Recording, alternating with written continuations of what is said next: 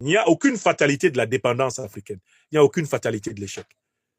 Quand les dictateurs de la France-Afrique comme Ouattara Draman, Paul Biya, Faure Gnassingbé, Macky Sall, Sassou Nguesso, les Bongo et consorts, quand ils disent incarner une certaine sagesse, un soi-disant équilibre, quand ils essayent de se présenter devant les peuples comme des gens qui ont fait preuve de réalisme, vous êtes la preuve que ce n'est pas du réalisme qu'ils ont fait, c'est de la lâcheté, c'est de la méchanceté envers leur peuple, c'est de l'inconséquence, c'est de l'incongruité.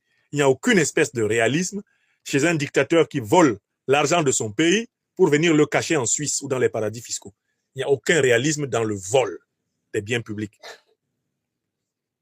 La fortune des Mobutu, des Sassou, des Biya, des Bongo, il n'y a aucun réalisme dedans.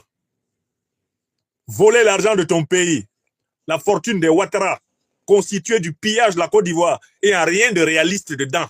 C'est de l'idiotie, c'est du démonisme, c'est du satanisme politique. C'est un comportement fantomal, égocentrique, c'est un comportement mais injustifiable. Il n'y a aucun réalisme à piller ton peuple et à entretenir ta population dans la misère uniquement pour voler, alors même que tu ne pourras même pas jouir de tout ce que tu as volé.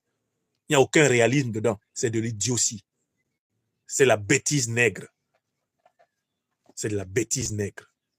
Que personne de ces gens ne vous soit présenté comme un sage. Oh, c'est un sage. Hein? Non, c'est pas un sage, c'est un voleur. Un dictateur africain, là, c'est un voleur. Un despote africain, c'est un voleur. C'est un voleur, c'est un violeur de loi, c'est un violeur de constitution, c'est un violeur des principes moraux, c'est un être inhumain. Ne vous laissez jamais fasciner par ces gens. N'admirez pas un seul d'entre eux comme un modèle chez vous. N'accrochez pas une de leurs photos en disant « Ah, lui, il a quand même... » Non, il n'a rien fait de bon. Ce sont des voleurs. Ce sont des êtres inhumains. Quand tu enlèves 1 milliard de CFA qui doit servir à une population, tu as tué des gens. Voler l'argent public est un crime. Et je comprends pourquoi Jerry John Rawlings, quand il a pris le pouvoir au Ghana, il a aligné tous les généraux voleurs là à la cour martiale. C'est une solution certes extrême, mais le Ghana était tellement corrompu que rétrospectivement, on peut comprendre la décision de Jerry John Rawlings de les aligner tous comme ça au poteau.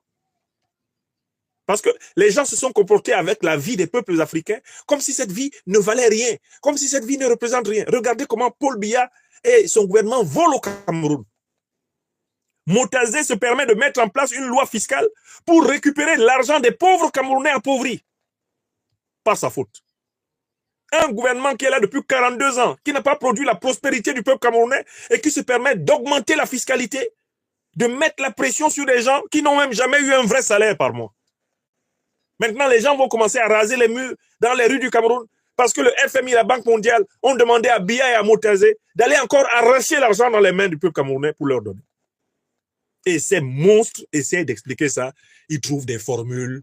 Non, c'est pour investir. Est-ce que vous avez déclaré tout l'argent que vous avez volé? Paul Biya et sa famille. Vos comptes bancaires, les Camerounais en savent. L'argent du pétrole, du gaz que vous avez pillé depuis les années 80 jusqu'à aujourd'hui. Vous l'avez déclaré où? Il est où cet argent?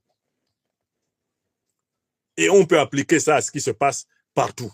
Au Tchad, ce qui se passe au Gabon, ce qui se passe au Togo, ce qui se passe en Côte d'Ivoire, ce qui se passe au Bénin, au Nigeria, n'en parlons plus, le Nigeria. Un volodrome, un immense volodrome, le Nigeria. Des dirigeants qui volent pire que des vampires. Même Satan a peur d'eux, les dirigeants nigériens. Satan même a peur des dirigeants nigériens. Ça vole à un niveau inhumain, un niveau inhumain, un niveau incompréhensible. C'est à ce niveau-là que ça vole. Ça fait pitié au Nigeria. Regardez un pays producteur de pétrole comme le Nigeria qui connaît des pénuries. Les gens doivent attendre pendant des heures, parfois des journées entières pour avoir de l'essence. Le pays n'a pas de lumière. Les gens doivent éclairer leur maison avec de l'essence et s'intoxiquer.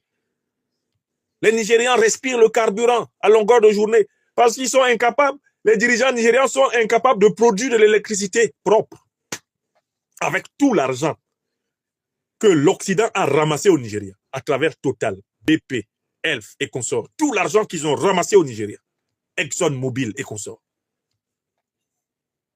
Non, la méchanceté a atteint des niveaux pas possibles en Afrique. Nos propres dirigeants africains ont atteint un niveau de mépris de l'Afrique qui est tel qu'on comprend pourquoi l'Occident nous méprise. On comprend pourquoi le Moyen-Orient nous méprise. On a des dirigeants qui se méprisent eux-mêmes à un niveau pas possible. Voilà, quelqu'un signe un accord pour que l'uranium de son pays soit exploité pendant 65 ans, en quantité immaîtrisée. Il signe ça. Et il remet ça à la France. Vous avez 65 ans, prenez tout. Un type comme Bongo, les Sassou, les Biya, pendant des décennies, ils sont incapables de dire la quantité réelle de pétrole ou de gaz qui est extraite par les compagnies, qui sont extraites par les compagnies multinationales étrangères dans leur pays. Et on dit non, c'est un sage. Sage, les mots n'ont plus de sens en Afrique. Il n'y a pas de sagesse dedans. Ce sont des méchants. Vous avez compris? Ce sont des méchants. Ils doivent être traités comme tels.